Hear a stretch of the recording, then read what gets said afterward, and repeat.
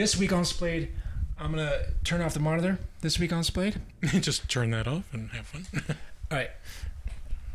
Hey, what's up? Welcome, everybody. Welcome to Splayed.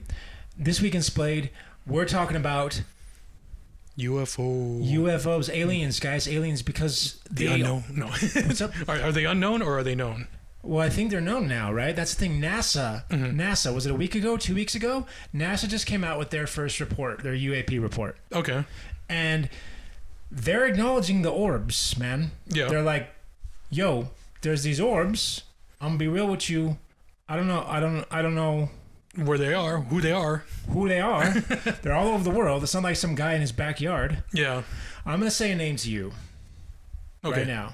Bob Lazar. He was on Joe Rogan. Yeah, I know Lazar. Okay. Worked at Area 51. Yeah. Came out, and he's like, hey. He went in, and he went out. Yeah, he went in, saw a bunch of shit. Yeah. Came back out, was like, aliens. I don't think wormholes, though. You don't think of them as wormholes? He says it's wormholes. Mm-hmm. He says they're interdimensional. I don't remember hearing that. I got to go watch that. Okay. I heard about wormholes. Yeah. I think it's just a warp drive. Or something like that. It's bending. Okay. I heard someone say it's not bending space-time. It's bending like some sort of a electromagnetic or quantum field. Yeah. Instead of space-time. But it's basically like a warp drive. Okay, so warp drives... Which is not the same as a wormhole. A wormhole is like when you take two different areas of space and you poke a hole through the sheet of paper. Well, it's so you have the opening on one end, the wormhole, right? Yeah. And then it condenses down into a singular point, right? I don't think that's the case, and here's why. Here's why I don't think it's wormholes. Wormholes allow you to go infinite distance. Okay. So, well, maybe not infinite, but dramatic amounts of distance, right? If there were wormholes, it would be loud as F-bombs. Yeah. In this room right now with all the alien chatter. Right? Yeah. We would not just be seeing 3 or 4 aliens. We would be seeing like an infinite number of them because every alien would be finding every other alien very, very quickly once they open a wormhole, right? Yeah.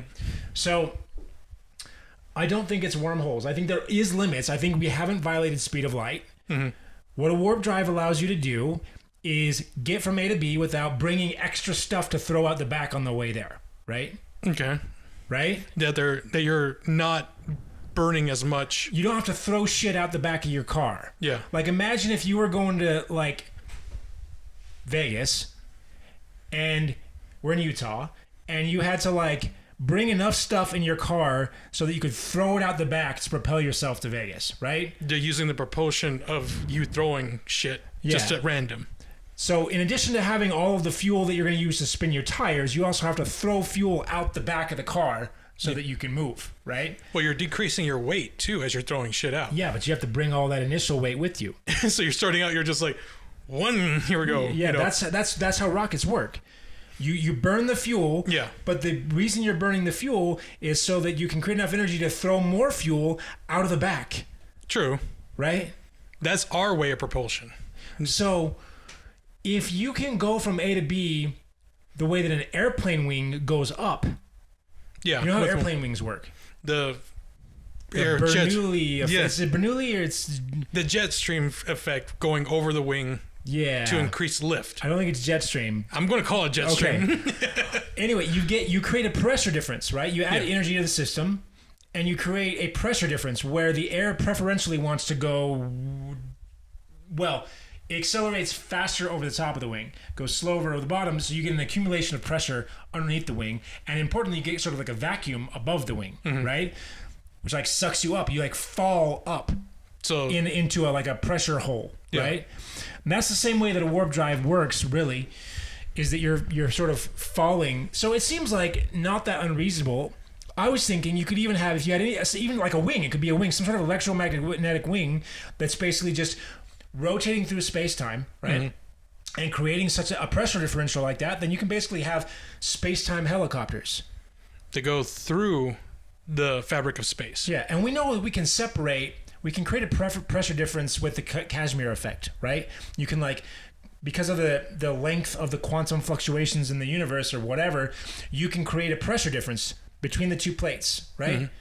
So if you can make that asymmetrical somehow, then in theory, you could get this principle similar to an airplane wing. You could fall your way to the other galaxy or the other star system, right? Mm-hmm. But this is important. You're not going faster than the speed of light. You're not going faster than the speed of light. You're not going... I'm just going to keep saying that until you say something else. I don't know. Yeah. You're not going faster than the speed of light, which means that the only people who can get here are our neighbors. This is where we get to you, Adam, because I think you know more about this than I do. Who are our neighbors? Okay, so the nearest constellation... is it Alpha Centauri? Is that the newest? No. Or is that the nearest like big system? That's like the biggest one that we can actually see. Now, there might be something even bigger that we haven't even discovered yet. Because think of the sky. We're only looking at like 13% of it right now. You know, well, it might be like 14 of or like our own universe. We don't actually, we don't have that big of a picture right now. It's a smaller picture. Yes, we're very, very minuscule. I think we've seen the whole sky. Not the whole thing. I mean, the whole universe. As I refer to sky as in the galaxy. Mm-hmm. Yeah. We haven't seen the whole galaxy. Well, we can't see like past other stuff. Yeah, well, I mean... But apart from that, I think we've seen the whole galaxy. Not the whole thing. No. I mean, we haven't even seen like a fraction of what we actually is out there. There's like... So what we have, the Hubble telescope... Well, it used to be the Hubble telescope. What's it now? The new one? I forget the name of it. James Webb? James Webb. That's it. We've only gotten like better images and better clarity of it. Okay, wait. I want to go back to neighbors. Yes. Who are our neighbors? Well, the closest planets we have, is... No, aliens. Oh, and alien-wise. Yeah, I want to know, like, species-wise. Who are our neighbors? We don't have any neighbors at the moment that we know of. Well, okay, this is what I'm saying. I'm saying that anyone who's been here is probably a neighbor. Because I'm saying you can't violate light speed. I'm saying they're not time travelers. I'm saying they're not wormholes. You want to know the different species of aliens that drives and aliens. Okay. Yeah. That's what I believe the universe is. I think that's the from what I understand, they're not violating known physics. Yeah. And we believe warp drives are possible as long as they don't violate light speed. Mm-hmm. So what I believe is that anyone who's here is someone who can get here in a reasonable amount of time. Okay. So if you know the names of the species who've been here, then those are, in my belief, our neighbors. The neighbors. Okay, so we have the Greys, the classic. Yeah. Big eyes, small head. Now, they're from where? They don't really say where they're from. They just say that they're part of a new... Zeta Reticuli. Come on, man. This is your domain. It's not really them. But there's the Greys. Supposedly. Zeta Reticuli. And I don't know where... I was trying to figure out where to see that. I used to use Star Chart, but I can't get that on Android anymore. I don't know if there's like a reason. But it's... I think you can only see it from the southern hemisphere. Okay. I don't know. So Star Chart, you could like look through the planet. You know what I mean? Okay. And see southern star systems, right? Yeah. But I don't know exactly where that is. But it's supposedly about 40 light years away, which is in range. In range. That they could get here. Yeah. In a reasonable amount of time. Then you have the lizard. Yeah. Reptilians. Reptilians, which they say, conspiracy theories and everything about blending into our society and taking over. Okay. But that's just conspiracy theories. Now they are more... So I don't know anything about the reptilians. Everything I've been looking at from Bob Lazar, Richard Doty. Doty? Sorry if I've said that wrong. Richard Doty? I don't know who. And I think there was one other person that I was looking at. But the only ones that were named were the EBs, the Greys. Yeah, the Greys. Also known as the Zeta Reticulans, I think. Big eye. Well, and the Greys. Yeah. So the reptilians, I haven't heard. Now, supposedly there are others. They did mention, I think, the Nordics. The white albino. Now, I read a rumor that the Nordics are actually potentially like an ancient human race. There is a theory that they were the ones that... Like the ancient aliens, maybe the Atlanteans, or maybe before that. I don't know. Because I remember watching a show about them, talking about them, how they were the ones that came down, gave the technology about pyramids and everything to ancient man and said, now we got to go. But why did they just go off, Right? Right? That doesn't make sense. Yeah, they're just like... Later. Probably not. So reptilians I haven't heard about. Where are they from? What is their deal? I don't know exactly where they're from, but they just say that they blend in with society. They're the most clever. that they blend in with everyone else and just get to. Okay, so are they the ones that like can change their? They wear masks, so they have like different. They just have like a mask, like a paper mask. It's just a paper. It's just a paper mask. Like a crocodile with like a paper human mask. Exactly. Hi. I can't tell the difference. Boy, Jeb, you look great. I know. He's got the the mask like moving around. He's like, oh crap. Hey Tom. That's Bill. He's great. But they work their way into society. He pulls it over to like drink some coffee. Yeah. Hang on. Drinks it out the side of the mouth with a huge straw. But yeah, they're the ones that work their way into society, blend in as much as they can, and then try to work the thing, everything in the background. Okay, so they manipulate. They're like puppet masters, like playing. Yeah, they're like the fox, politics. Yeah, the fox wearing the sheep hood to get into the. Yeah, okay. But I don't know if I really buy into that.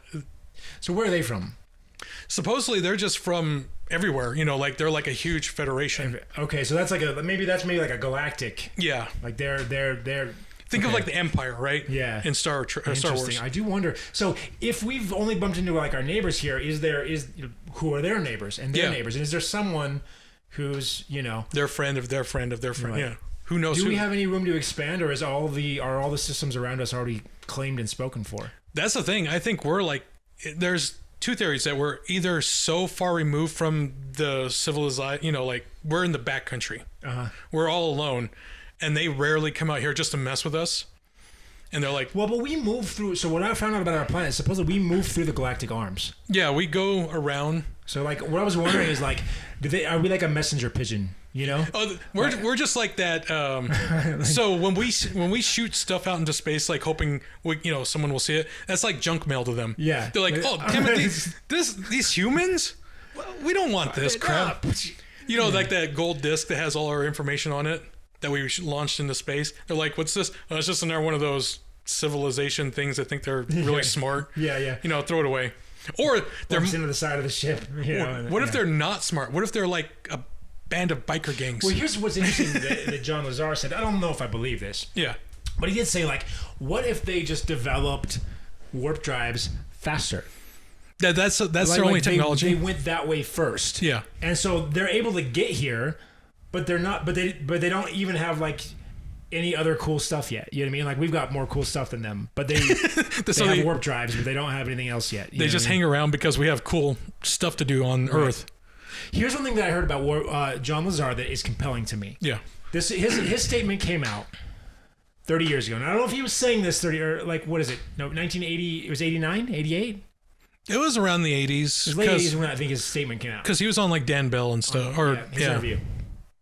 So he said that the inside of the spaceship is there's no console, there's no controls, there's no lights, right? Mm-hmm. Now, if you're looking at the inside of a Millennium Falcon back in the 1980s, you're seeing lights and dials and switches everywhere. Yeah. If you look at the inside of an airplane cockpit in the 1980s, lights, dials, and switches. Future cockpits will be, I believe, virtual cockpits. They're already working on them. Mm-hmm. It's way better. It is less complex. It's cheaper to manufacture. If you need to change the interface, it's a software upgrade. You don't have to take the ship in. You just download the new software. They get a new user interface, right? So it's more secure because if someone else gets in there and they're not authorized to use the UI, they can't control the ship, right? They can't even understand it. Like us, right? We can't even see how they're controlling it. Yeah. And supposedly, some of the EBs, the Greys, did have headsets. Although, supposedly they can also read your mind too, so they probably didn't need like VR. So you're saying telepathically controlled their their ship. Yeah. But for us, it's going to be VR, at least until we have Neuralink or whatever. And so, what I'm saying is that he got that right. And that doesn't prove what he's saying, but it's a detail that he could have easily gotten wrong and didn't. Contrast that with Richard Doty. I was listening to his interview on YouTube. I don't know if it's the original copy or what it is. Something on YouTube. He's got like a, and one of the things he said is that there was a person out in Utah up at the Proving Grounds. Yeah. That had all these pictures. And they actually would land at his house. Like he became friends with them. And he went inside the ship and took pictures. And they asked him, well, what was it? You know, what was on the pictures or something? I can't remember. And he's like, oh, you know, there was like a screen with like star charts or whatever. Yeah. Which makes me go, actually, I don't know if I believe you now, because for the same reason, I don't think they would have a screen. Yeah. You know. Do you think that would be more advanced than to just have controls or I think anything? Maybe a screen. You might have a screen just for anyone who's not piloting the ship to be able to see some stuff, right? Yeah, but he said dials. But I think he also said something about some sort of like control surfaces or something like that. And I'm like, I really think that everything in an advanced civilization would be like the new Apple Vision Pro, right? Or, you know what I mean? Thing, yeah. Like you'd be doing this, you know, or it's like Minority Report. I don't think that you'd be doing physical controls because it's just not.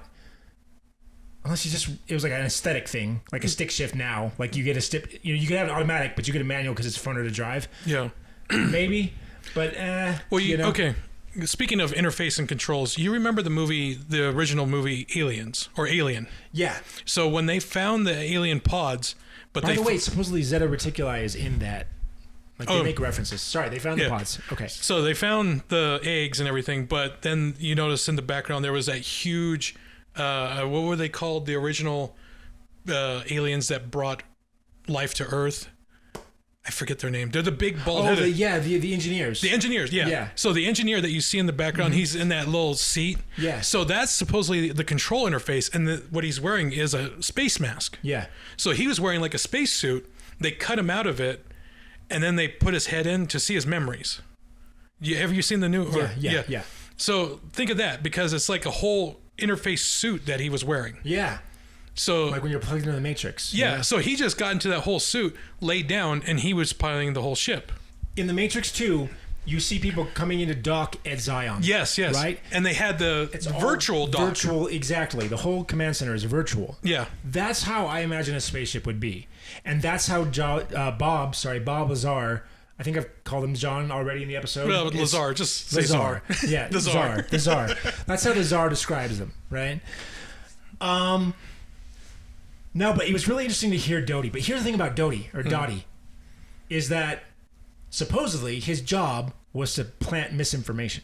Mm-hmm. That was supposedly, if I understood that right, I may be misunderstanding that. It was actually his job was to plant misinformation to lead you away. Yeah. So now he's out here telling all this interesting stuff, but is that just an extension of what he was already doing? Or he is still doing? Is he still doing it? Yeah. Yeah. It was interesting because it's like a fake.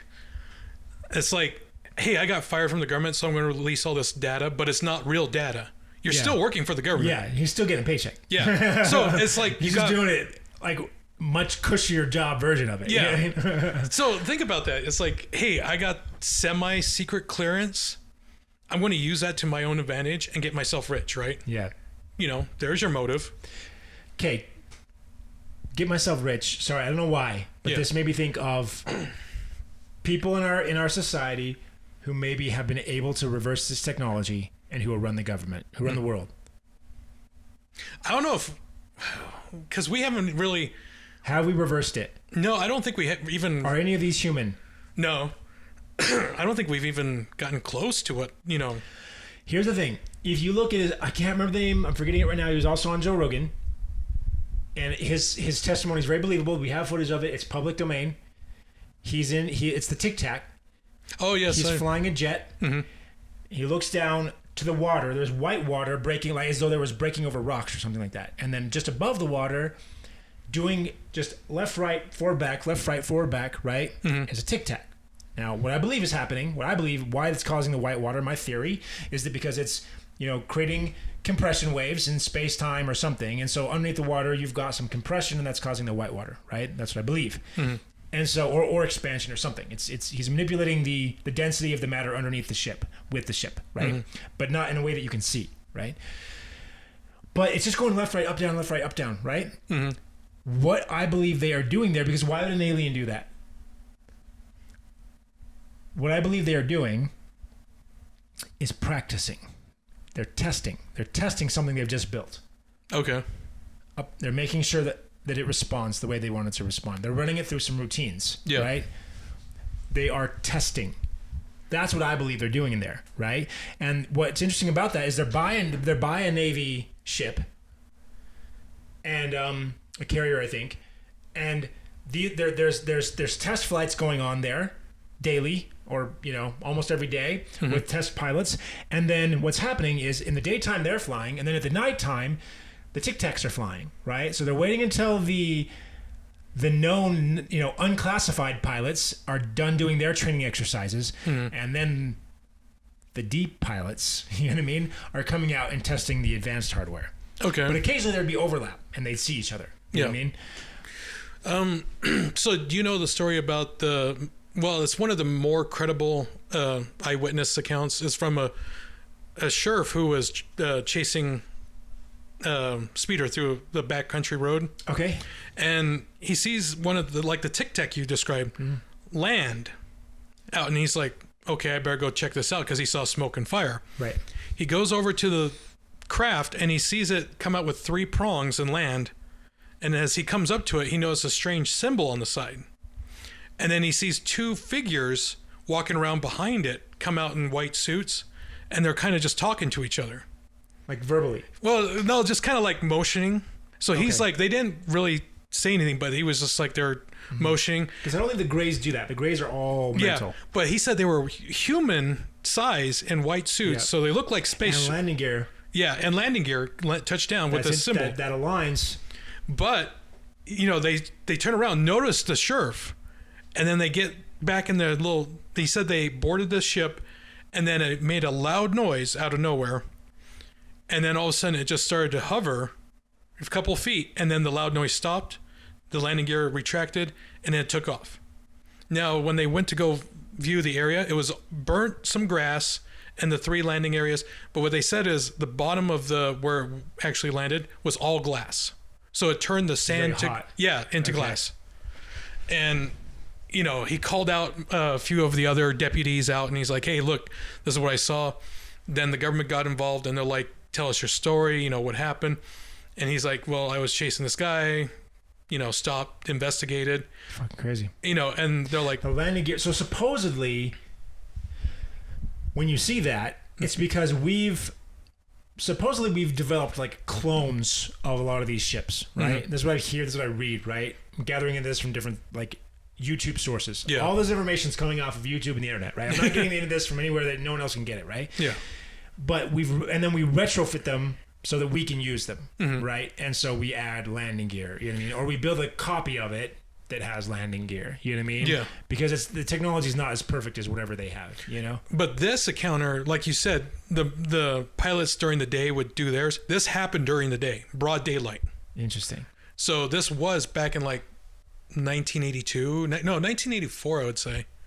What's interesting is the pilot who saw the Tic Tac, he talks about sometimes they would actually go, he says this on Joe Rogan, sometimes they would actually go and pretend to be UFOs. Like they would cut their engine or something, and then they would accelerate to like Mach 1 or something. I don't know, it's really high speed, right? And they would like cut their engine so they're quiet, and they would be coming in super fast. They'd come super close to like a campfire, right? Okay. And then they'd pump their engine, do some sort of maneuver, and like blast off. So like it would be silent, and then all of a sudden you see this blast of light and sound, and then it would just shoot off. You know what I mean? Okay. And so they would actually like they would pretend to be a UFO. You know what I mean? Yeah. So you got to imagine, because pilots are doing that kind of crap. You know what I mean? Of course, people are going to be like, hey, I want to scare some, get on the news. If we have people flying Tic Tacs, I guarantee you that occasionally they're jerking people off. You know what I mean? They're jerking people around, right? They're making jokes. You know what I mean? Yeah. They're gonna scare the populace and fly around. Yeah. But wouldn't they get them fired though, right?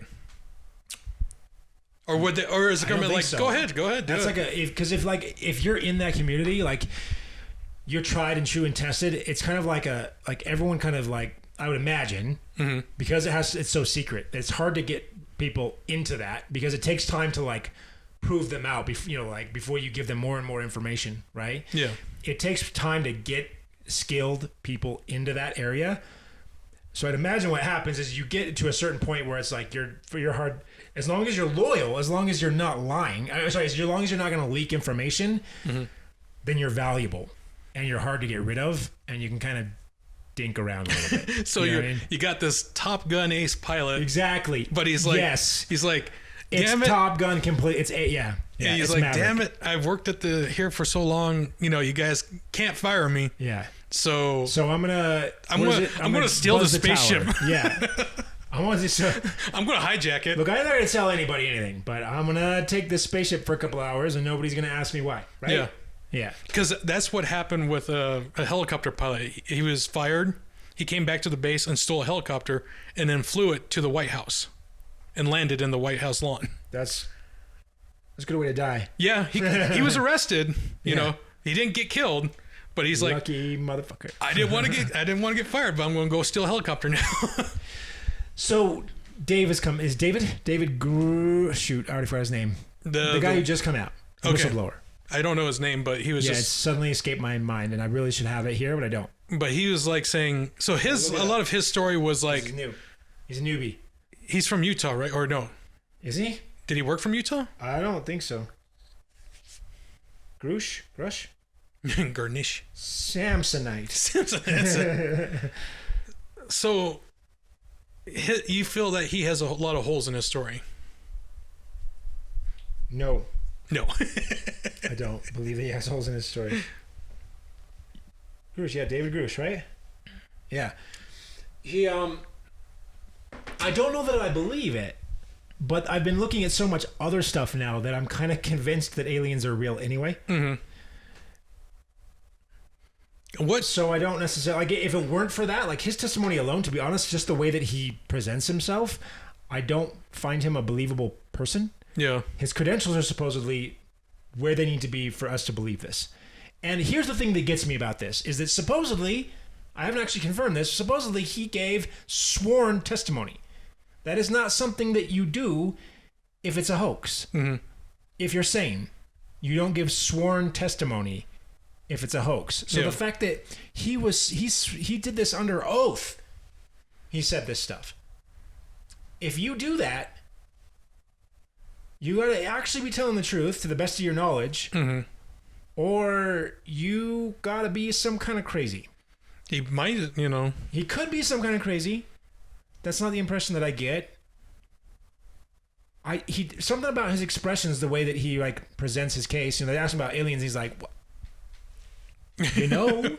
Sometimes when you capture people, you get bodies. And just the way that he said that, I was just like, I don't know, And then there was another line that they asked him that they were like, how do you know these craft were extraterrestrial? And he starts talking about atomic makeup, and you can tell that he's out of his domain, right? Because he's stretching a little bit, he's reaching, and he's like, the atomic count and the nucleus and the emergent properties of the material, and you can tell that.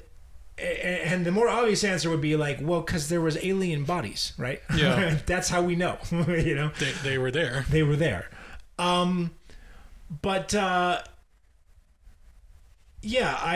There's some areas where I'm like, I question it. And maybe he was stretching a little bit. Maybe he knows X amount. Mm-hmm. And then he was asked some questions that were a little bit outside where he knew, and where he should have said, you know what, I don't know. Yeah. But instead of saying I don't know, he tried to reach and put together what he thinks, right? And some of what he said is what he thinks, and some of what he said is what he knows, right? I don't know. Yeah. What are your thoughts on him?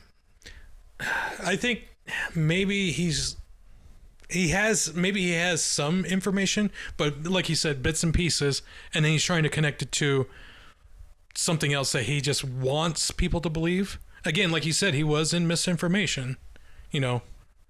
Make people believe the lie. No, that's the other guy. Oh, that was the other guy. Never mind. This guy's job was to be he was in the, I think it's the National Geospatial Intelligence Agency, or he was adjacent to them, and he was involved with the UAP, the aerial, unidentified aerial phenomenon. So he was in the place he needed to be in to.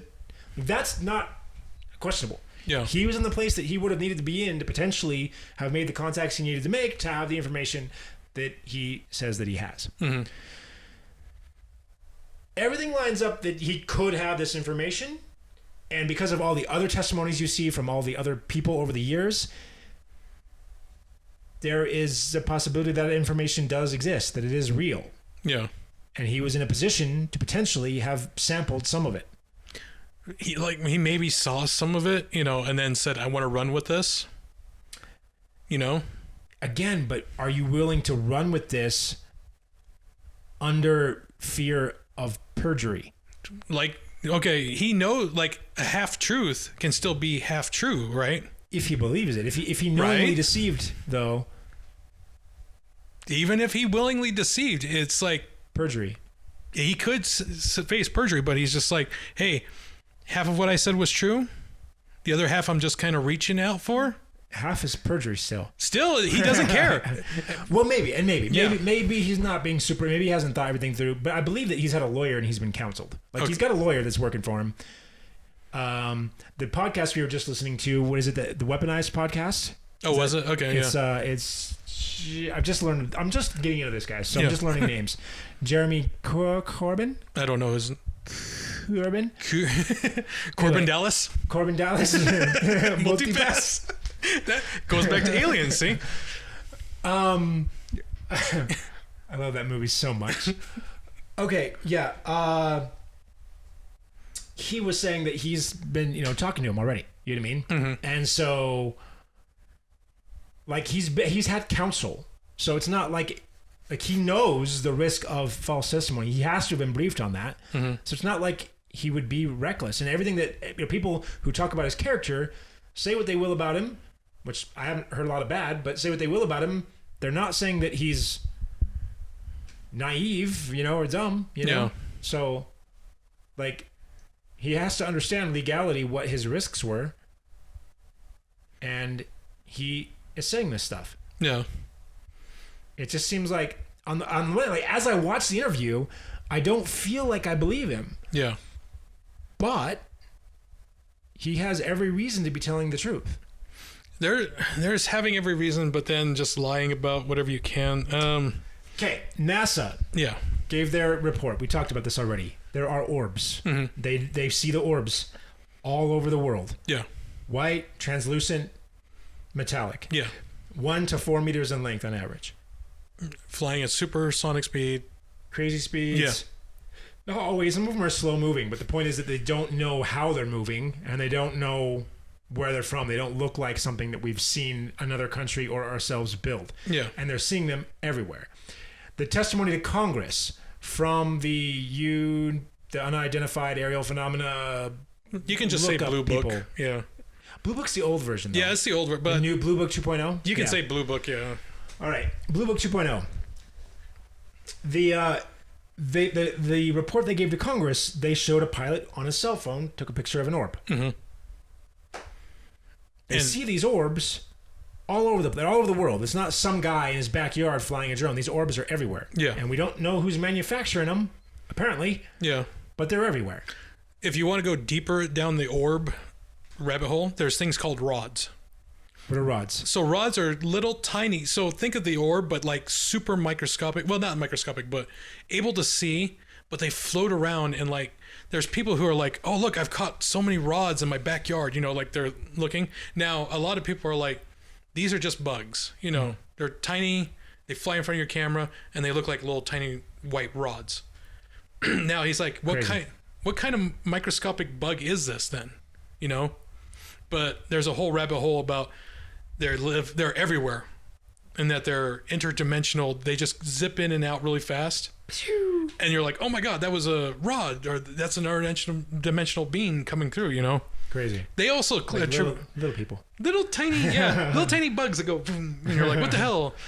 Super advanced species that are just big. Yeah, and it also coincides into ghost sightings for some reason. I don't know. Well, I have a theory. Yeah. Which is that those type of sightings are actually extraterrestrial in nature. That the ghost sightings would be actually aliens or interdimensional being. Yeah. Okay. Or alien technology or manifestation, electromagnetic, whatever. This guy over here that was by the proving grounds, the theory is supposedly he saw these orbs, not the metallic orbs, energy orbs in his house that would float around. Yeah, right? That's another thing that goes along with the rod sighting, along with the ghost and then alien, which is conspiracy tying into another conspiracy. But so what I was wondering is could those be when you're flying an airplane, you get these little trails that come off the like when you're following another airplane, you just have to be careful in the distance because you get these little like it's like the wake, but you get these little like spirals off the tip of the wing. Yeah, aren't those like just like contrast or what or contrail or whatever they call them? Not the. I don't know that they're not necessarily contrails. They might be. I don't actually know. I thought contrails were off the jet engine, right? See, yeah, that's the thing. A lot of people are like, "Oh, they're spraying us with poison," up there, and it's like that's stupid. But contrails, same. But no, when you land, you get these little like off the tip of the wing. You get these little spirals because again, you're creating this pressure differential. Mm-hmm. So if their alien aircraft are moving with some sort of a space-time or quantum pressure differential, could it have similar effects? Could you be getting quantum artifacts in the area where the spacecraft fly? Yeah. And is that because he was close enough to observe them on the regular, right? Is that what... Actually, that wasn't the Proving Grounds guy. I think that was a different... No, that they were talking about Paul. Some guy named Paul. Okay. That's known as having gone crazy, right? So, and I think he was in an area where he could observe frequent activity. And as a result of being so close to that, was he seeing artifacts? Yeah. Just a thought. Theory. Came to me. Just a theory. Just an idea. Don't know if it's real. It would be interesting to see. I haven't read that anywhere. Came up with that out of my own brain box. Yeah. Well, that the side effects from alien visitors, let's say, okay, you got to take the data. Alien sightings, most... area densely condensed, right around Area 51, Nevada, Roswell, nuclear sites, stuff like that. They seem to be attracted to nuclear sites. But in the surrounding area, counter that with how many paranormal sites you might have, right? Okay. And if that's if it's coalescent to one another, how are they related? Do you see more of those in the same areas? Because I don't know the answer to that question. Do you know? There was a thing about houses that are built near those giant electrical towers. They seem to have more paranormal activity than other less, far away because of the electrical magnetic field. Yeah. Interesting. Right? Yep. So, and supposedly electromagnetic fields affect the ability of the aliens to cloak. Mm. So our technology interferes with theirs. Yeah, and we can interfere with their ability to hide themselves. And that could be why they don't really want to land so close. There could be a number of reasons, like the World Awards. They're allergic to our air. It's poison to them. Well, supposedly there was one story I was reading about where we got exposed to their organisms, and it was a bad situation. Yeah. So that goes both ways. Vice versa. Yeah. Like we could uncover a prehistoric virus, under the ice shelf sometime, and that's like the zombie virus, right? Yeah. And it just goes wild. So I wanted to get back to the idea of sort of extraterrestrials and then like ghost sightings or similar phenomena, right? Okay, corresponding. I think I've seen videos on YouTube of like black, wispy, cloudy men. Shadowmen, yes. Shadowmen. I've seen many a shadowman. Because here's the thing. I was looking at the video of the guy in Vegas. Mm-hmm. The Vegas kid. Okay. And there is a really interesting... I'm going to show it to you at some point. There's next to him, if you watch it, when they go in the backyard, and I think it's someone in his family's filming, you can see the kid. They're looking for this. So this is a recent event that just happened in Vegas. Mm-hmm. Coincides with some meteor sightings, and there was actually supposedly military chatter about some UFO or something around Lake Mead in Nevada, right? Mm-hmm. So all this lined up, and so there's credibility to, there's a higher likelihood that there would be a sighting, and then he reported the sighting, so people are giving it more credibility, I think, than they would otherwise. Yeah. He describes the aliens as 8 foot tall, greenish gray skin, which doesn't align with the grays. The grays are short. Yeah. Right? Although supposedly there's like a genetic variant of them that's taller. I don't know. Well, they're like they have the idea of the hybrid where the grays and the lizards had interbred, and then the angelic. I forget their real name because there was a hacking incident that happened where a TV network was taken over, and it's like, we are the Galactic Kleshnar Empire. You must disable all your nuclear weapons by such and such date. It could have been a prank, or it could have been the actual. That's interesting. Yeah, I'll show you the video about it. Nuclear weapons. You know what I mean? Yeah, they're like, throw down all your nuclear weapons, and we are here to save you, mankind. It was the white albino alien race. Okay. They're like, we're the Kaglashian Empire. We've come to help you. Interesting. I'll play you the video. It's really interesting. Okay. I gotta see that. I'm already freaked out. There was another one. There, the fourth race or third. Tell me. I can't remember who they are though. They're supposed to be looking exactly like us because they can blend in, but they don't really. I guess they're more the ones that want to abduct. That's where a lot of the abduction stories come from, I think. Gotcha.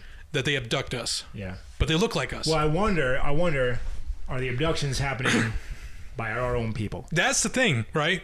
They look like us because they are us. Yeah, it's just the military or the government or someone. Right. Maybe a secret organization that doesn't, let's go higher beyond any global government. It's just like the Men in Black. Yeah.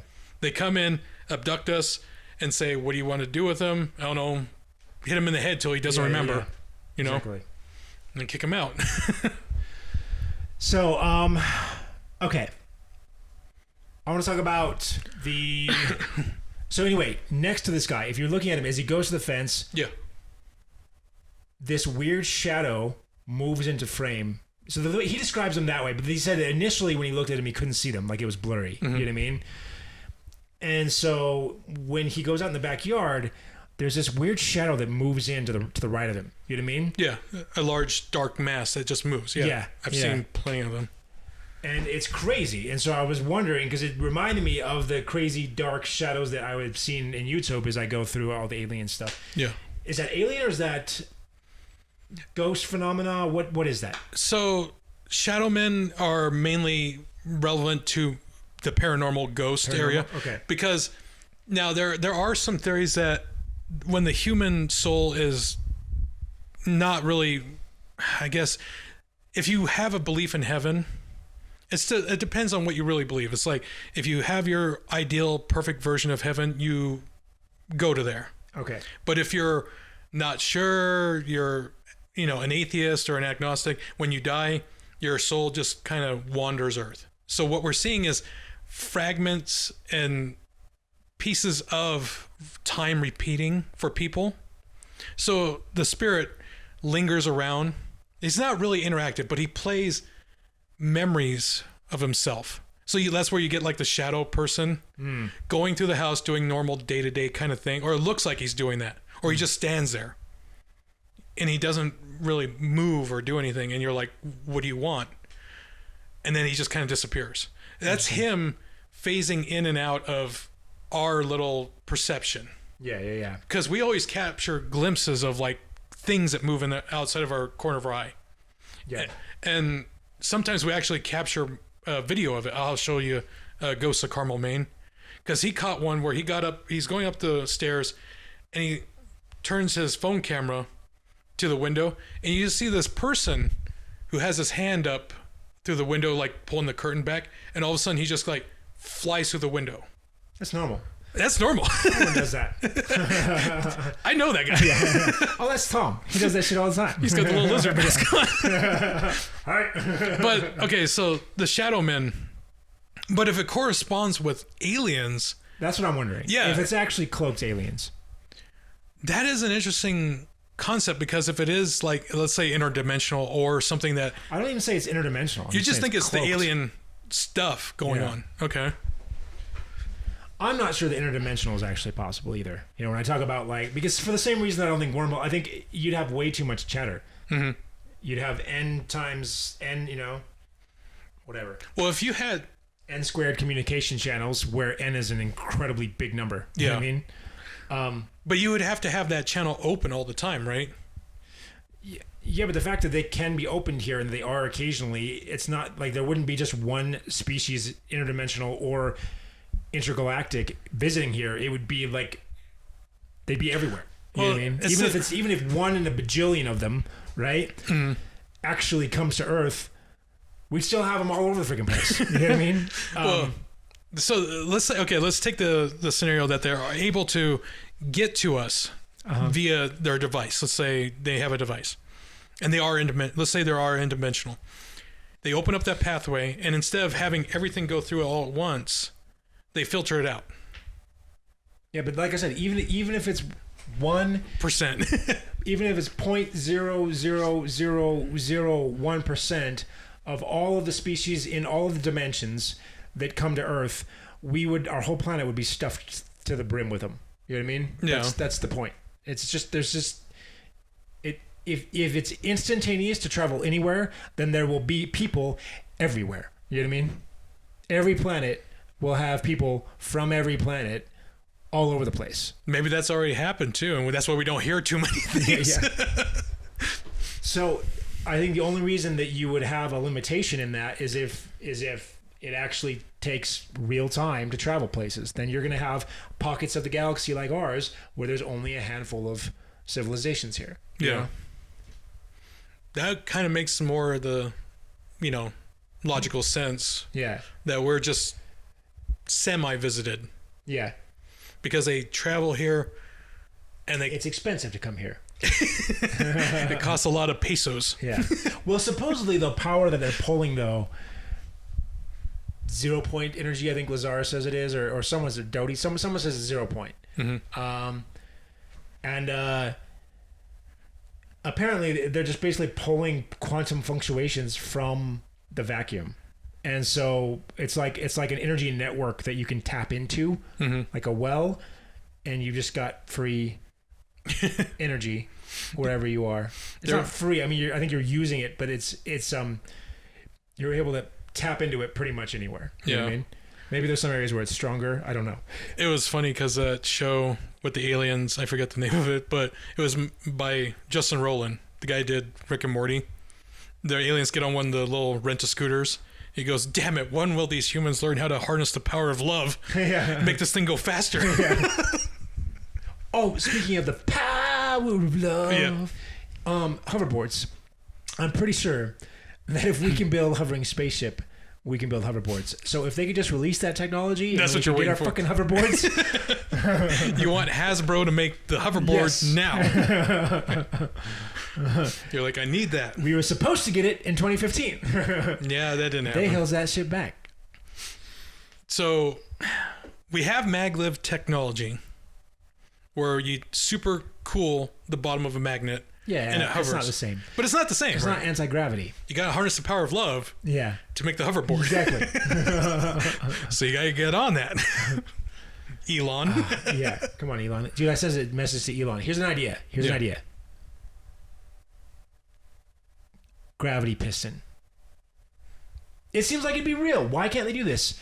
So, it's a fusion reactor. Mm-hmm. First, you gotta have fusion. You gotta have the fusion. Yeah, completely irrelevant if we can tap into the quantum fluctuation stuff. Right? Yeah. But the point is, you dig a hole, you dig a cylinder in the ground. You line it with uranium or whatever the fuck you got to need to line it with. Right? It can be as dense as you want it to be because it's not going to move. Right? Okay. You got a big hole in the ground, a cylinder, and it's just a big chunk of really hard cylinder outsideness and a void. Mm-hmm. Like the cylinder of a car. And you're going to have injectors, and you inject hydrogen into the cylinder. Pure hydrogen. Okay. With uranium. with a bit of uranium. Not yet. It doesn't have to be uranium. I'm just thinking of a dense metal, you know? Element 115, if you will. just a smidge of uranium. Just a smidge of uranium.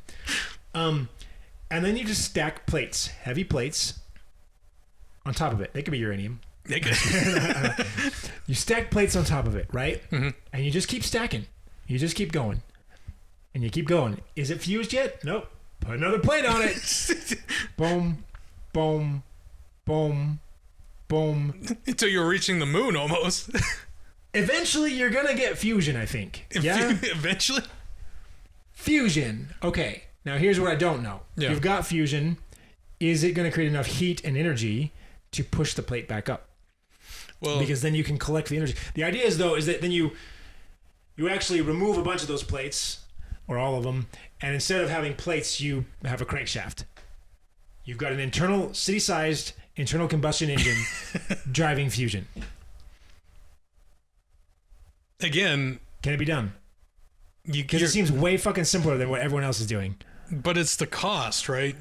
It can't be more expensive than the like bajillion lasers that they're using to create fusion right now. You know, I mean, that's the closest. Or the Tomac, you know, Like you're trying to use electromagnetic confinement. Why not just use dumb metal? Why don't we just get the Doctor Strange power, Use that. Because that's everywhere. I feel like that wasn't a counter argument. No, Doctor Strange knows what he's doing. Look, Doctor Strange is real. Okay? Yeah. He's a surgeon. Dude's real. I'm a surgeon. I'm a surgeon. All right. Anything else that... So I think I've exhausted all I know. That's a week of research on my part. That's a whole week. Supposedly the Pentagon's coming out with a report, if I heard the news right. Mm-hmm. Really interested to hear that.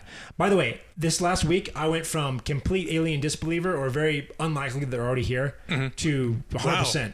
100% they're here. You're ready to go out to Nevada with a tinfoil hat and go... We'll have to drive you out to... By the way, how do you think the Greys evolved mind transfer? I was thinking that's so interesting. How they evolved How do you evolve that?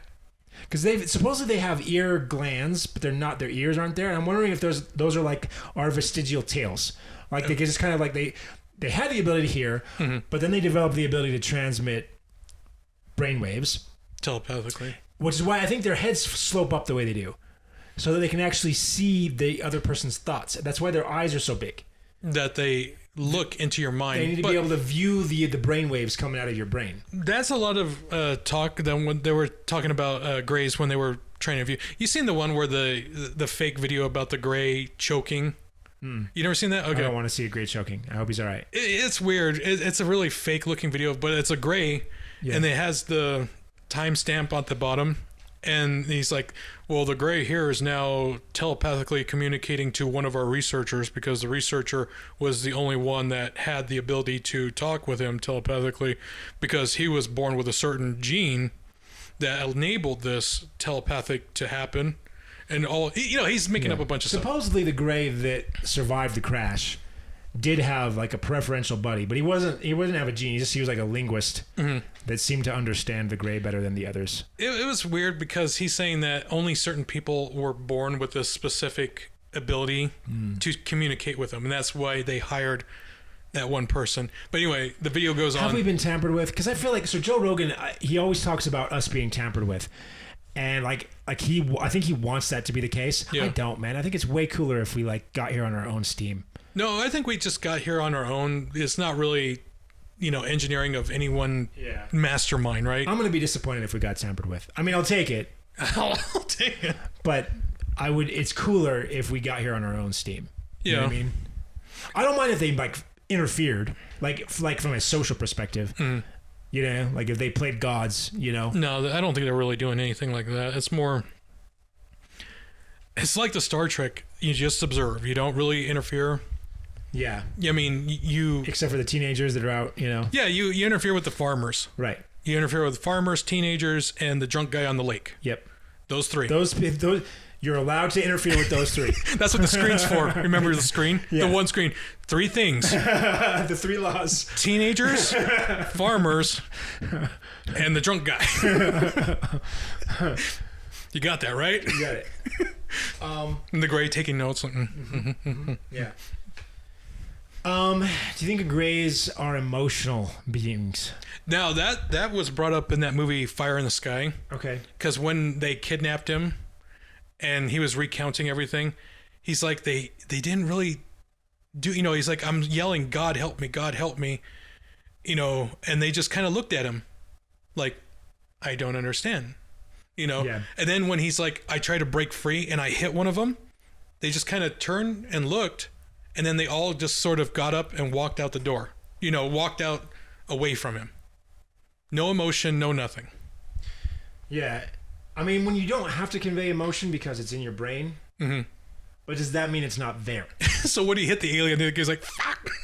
Because maybe they are all expressing emotion and he can't tell. Yeah. Because it's all like... Yeah, like it's in his head. Yeah. So outside, he's just stone cold, but inside, he's like, I hate the human. That's human. He's not drunk. Give him beer. Give him more beer. Yeah, that's what I. Anyway. But you're kind of like, hey, I want to more know. Well, I would, because I would imagine that an emotional entity would be more likely to relate to us, and we could form an alliance. And that's the thing, because they don't say reptiles blend in because they can mimic our emotions, but they don't have them themselves. The angelic ones are all just like peace and love and stuff like that. Yeah. But the grays don't have anything. Now, is it true that, a gray and a reptilian can co-breed? Well, I'd imagine they have the ability to genetically do whatever they want to do. So they just made their own. They can take some genes from the gray. They can take some, like, it's in vitro. Like, I'm sure they can make it happen. You know? Like they have enough understanding of biology. They're gonna I'm gonna take some of your genes. I'm gonna take some of your genes. Here's where they're not compatible. We'll go with yours. You know what I mean? Yeah. And then and they can create like a hybrid. Here's what I'm thinking. Mm-hmm. Spitballing. Total theory is that we have the tech and enough people are willing to talk about it now that it's time for them to announce it. Like, I think we need to reverse it, make sure that we understood it, make sure that no one else got it until we had control over it. Mm-hmm. We do. We're confident now, right? And I think it's time to say, guess what? We've got it. Here's how we got it. And it's coming out soon. That's the theory. It's a theory. But I'm thinking about the backlash that would cause. It's like, okay, we had this technology and we've been reverse engineering it since the 1950s. That we actually had proof and stuff like that. It would cause major backlash at the government, I would think. First, people would be like... It's causing backlash now. Yeah. But I mean, people would be like, oh, thank God you finally said it. I mean, I think I would like to know that we have it. Mm-hmm. I would rather we have it than like an adversary have it. Like, if you know what I mean? If you found out that these orbs floating around, NASA has just said there's metallic orbs on our cameras. Mm-hmm. We don't know what they are. Right? Yeah. I would rather find out those were ours than find out that they were an adversary's. That is true. I mean... So I don't think they'll get that much flack. You know what I mean? You don't? Well, I think, okay, let's say they come out and you have, the president shaking a gray's hand. Yeah. Not an AI-generated photo, not a doctored photo, but an actual gray. Him and a gray shaking hand. Can they dress him up? Because they look freaky, man. I'm sorry, you're going to have to put on pants? Yeah. Well, supposedly they wear clothes, like jumpsuits, like gray jumpsuits. It's just that they're kind of skin-fitting, and so it looks like they're naked. So, like, we got to ask you to put the jacket and tie on. Yeah, it's got to be a suit and tie. Yeah. Suit and tie, and if you wear like here, we got some wigs for you. No, we have some creepier.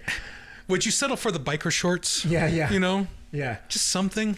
Didn't they do that in Paul? I gotta watch that movie again, by the way. Yeah, Paul is hilarious. Didn't they put him in some shorts? Just some shorts that he had on, because that's all he would wear was the shorts. And I gotta watch that again. He's like, man, I used to call up Spielberg and give him all the ideas for E.T. and yeah.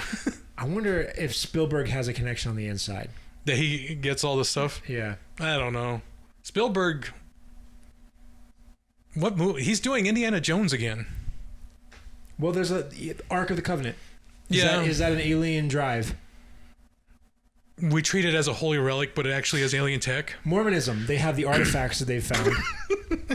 Well, so in Mormonism, we grew up in Utah, or I grew up in Utah. Yeah. And so, we're really acquainted with, a lot of the Mormon mythology, religion. What do you call it? I don't know. Well, the golden plates and... But they have artifacts. Yeah. They came from angelic beings that are, and so I mean, that God lives around a planet named Kolob. They're not exactly, they're pretty close to aliens. What they're basically saying is that God is an alien. Yeah. You know what I mean? And so, I mean, I'm kind of paraphrasing a bit there, but they're not shy about the idea of there being of our people and of our religion and God spanning more than just the earth. You know what I mean? They're open to the idea of planets, of other planets and star systems out there, right? Mm-hmm. So for them to then say, oh, by the way, we've got these artifacts that are from God, from another world. Mm-hmm. Is that all that different from saying that they're from aliens? Not really. See, and that brings me back to the whole thing of like why we haven't been contacted yet. Because we have the idea of religion that we would want to go out and spread that religion, right? Yeah, they're like, look. right? We don't want your religion. We're not going. No, yeah, I don't know. You don't want the. I mean, you can you see missionaries? Yeah, the missionaries of the Greys coming, and they hand you a book. That's what I was thinking about. Is there a benevolent? Because there's 3 reasons that I think the aliens would visit our planet. 3 reasons. Curiosity. I think that's the most likely. It's just logical, right? Yeah. For multiple reasons. Just the same way that you're a kid and you look at ants crawling all over each other just because it's interesting, right? But they're emotionless, though. So they don't have curiosity. They don't know what that is. Yeah, well, I don't know. Aliens in general. The other form of curiosity that I was going to say is just strategic. Okay. Smartness. What's the word I'm looking for? That they kidnap us to. Well, you want to know what we are and if we're a threat, right? And that's what they've been doing. Okay. Yeah. Are we a threat? And that's why they're checking out our nuclear facilities, right? What are you doing? What are we and are we a threat? That's a perfectly logical reason to come check us out, right?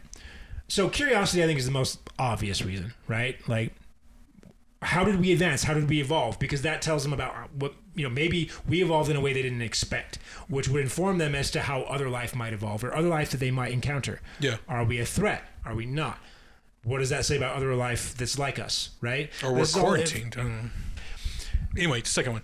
This is all information, but that's after I'm saying, why do they come here? Whether or not we're quarantined is what they decide to do afterwards, right? Yeah. But I'm trying to figure out why they've come here, which is their initial motive. And I would say curiosity is the most obvious. Yeah. They're not coming here for resources. They've got a bajillion resources much closer to home than we have on our planet, right? And if they are coming here for resources, they're going to stop it off at the gas planets or at the outer,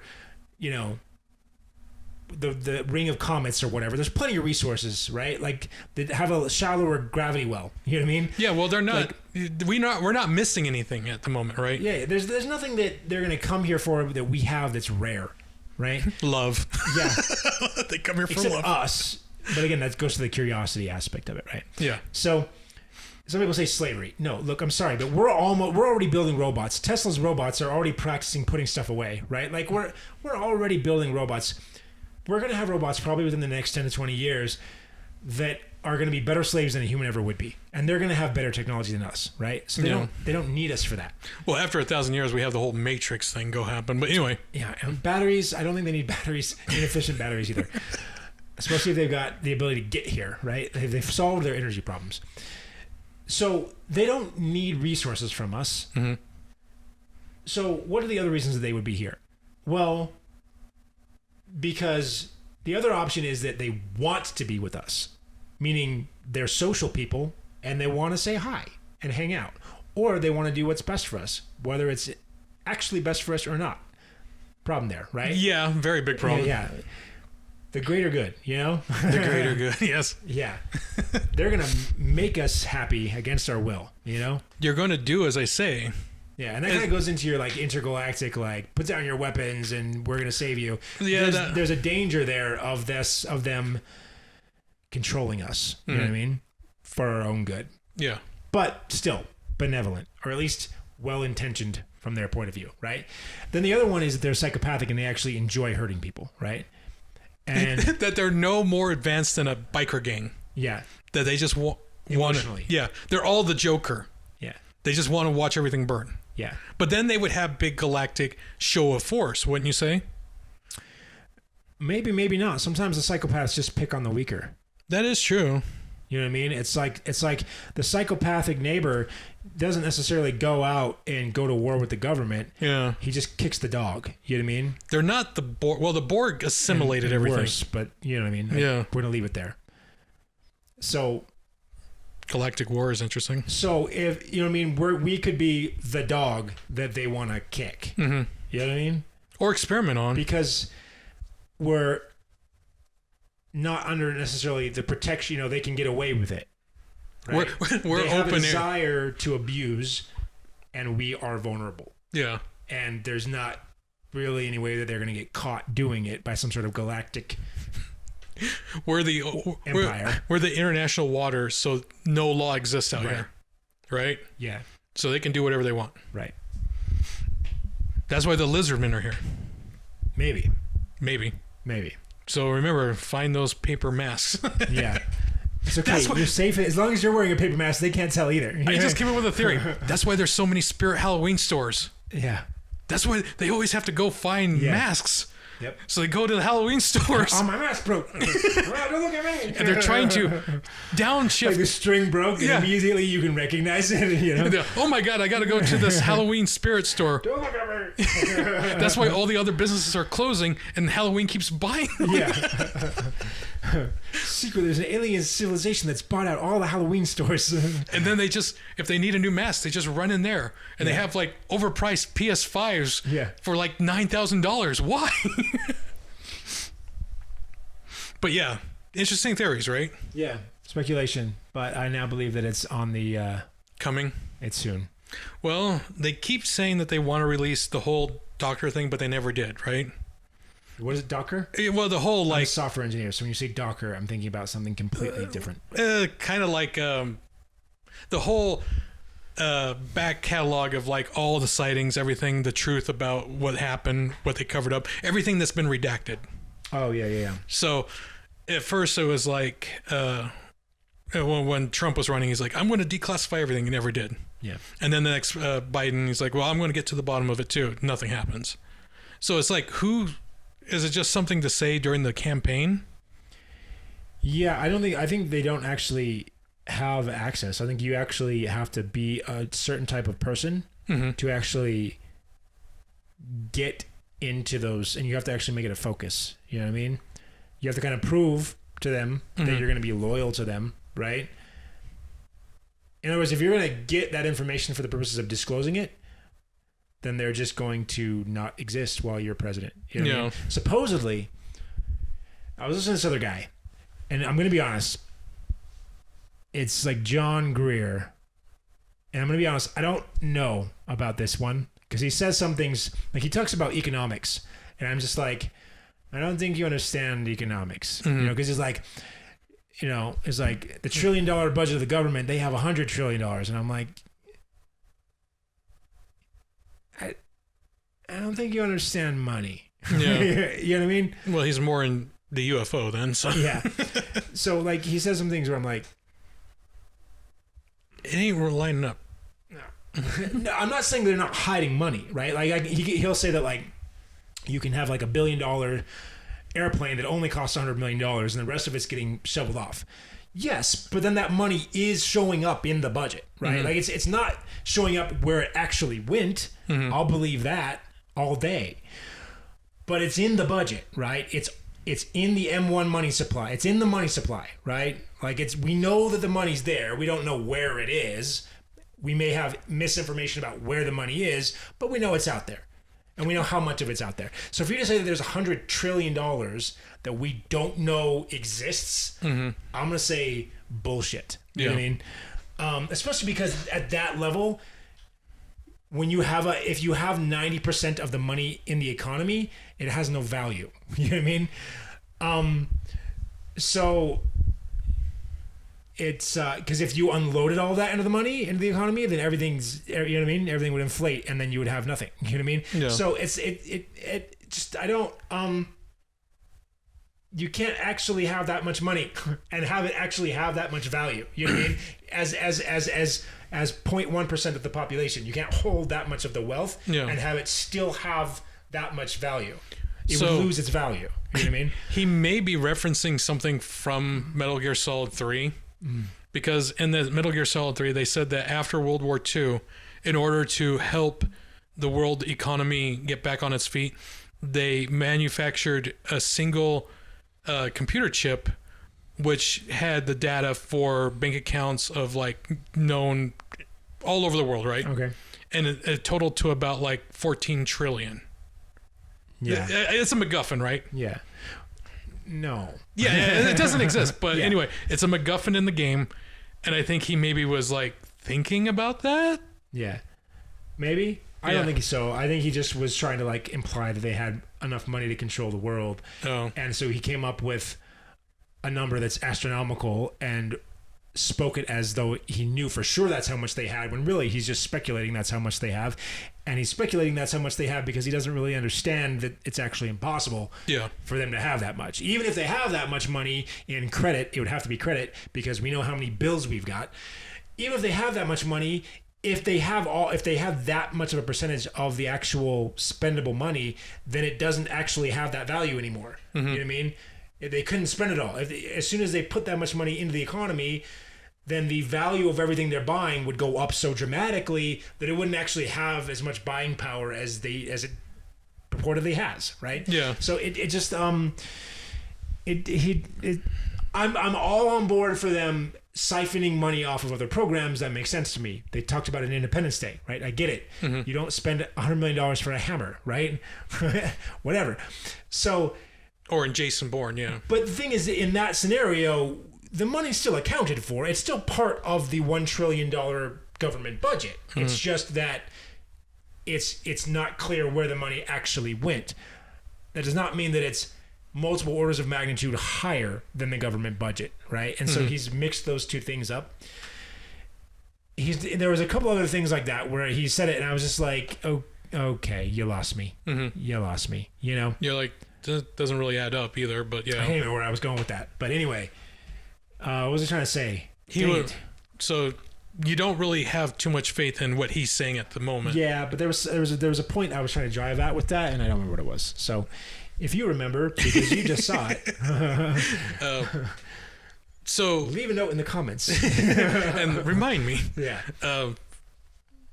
So where are you landing right now with your best evidence that you would say for you? So I like Lazar's statements. Supposedly there's holes there, but I need to maybe dig more into those. The best one is the Tic Tac footage from the pilot. Yeah. So the best evidence is what is admitted to by the government. The orbs, the Tic Tacs, right? We don't actually, I don't think that we've had official statements that were verified with footage. So, for example, Lazar's statements don't have footage to back them up. Yeah, it's just his account. Yeah. Now, I think we can prove, supposedly, that he worked where he said he worked. And that, he potentially had access to this information. But we can't prove that he actually saw what he said he saw. Other than there's a lot of testimonies that are very difficult to deny. But with the Tic Tac episode, we have footage of it. Yeah. It's corroborated by other pilots at the same time. It was, you know what I mean? We have video and multiple sensor data backing it up. We know that it was there. Yeah. We know that the orbs were there. They showed a video to Congress and said, this is here. Doesn't look like this was fake footage. We've got actual footage, right? This was here. So NASA has pulled footage off of sensors they control and said, yeah, there's these metallic orbs. We've seen them too, right? So what do I know? There's shit flying around that we don't know where it came from. So that's the best evidence that got to you so far. That, and then the testimonies. If you look at the testimony of like Bob Lazar, which supposedly has been very consistent, it's like so detailed. You know what I mean? It's just like, and the way that he describes it, it just seems like he's pulling stuff out of memory. Like there's no way that, and he'll just like spawn a thread and come back to it. You know what I mean? But it's not inconsistent when he comes back to it. You know what I mean? He comes back to it and his story is still consistent. So he'll fork the way that I'm forking now to be like, oh, I got this idea, right? Oh, and let me remember this, right? Yeah. Oh, and remember that. Showing there's a depth of information here that I'm drawing from, right? But then but it's all consistent. It all, I come back and then I'll come back to what I'm talking about over here and it lines up. All these dots connect. They're self-consistent. And so it's the testimony. There are some times where like he would get a migraine where I'd be like, you know what I mean? Yeah. But it's a long testimony and it seems to line up. Have you ever heard the Art Bell call-in? The guy claiming he just ran away. I've heard his name. Art from Bell. some of the other people I've been listening to. But So- I haven't actually seen anything from him. Okay, Art Bell was a radio host in California. Okay. He talked about paranormal, UFOs, the whole gambit, right? Yeah. So he would have people call in and they express, their experiences with UFO sightings, ghost sightings, and he would go over everything. And then there was this one episode where a caller calls in, frantic, and tells him, Art, you got to believe me. This is going to sound really weird. I've been chased by a lot of the government agencies. Just listen to what I have to say. I'm going to give you the whole detail. And whole detail. Yeah, and Art Bell's like, okay, go ahead. He's like, go ahead. Tell me what you want to do. And he goes, I just, I quit from Area 51. Aliens aren't what they are. We think they're from outer space, but they're not. They're from another dimension, and they're trying to take over. He's going on and on, right? As he's saying this, Art's like, Mm-hmm. And then the whole radio station, the whole power of the radio station just gets cut off the air. So they try to go back, and Art Bell comes back on, and he goes, we just had our whole power thing blow up.